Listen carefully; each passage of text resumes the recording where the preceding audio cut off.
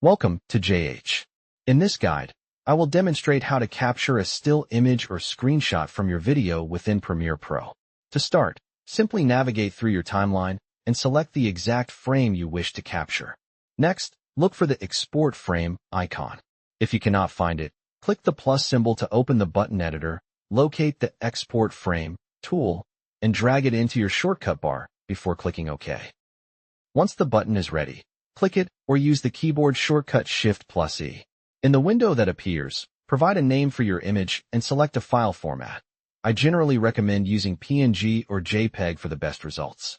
After that, click the Browse button to choose where you want to save the file, hit Choose, and then press OK to finish. You will now find your new image saved in that location.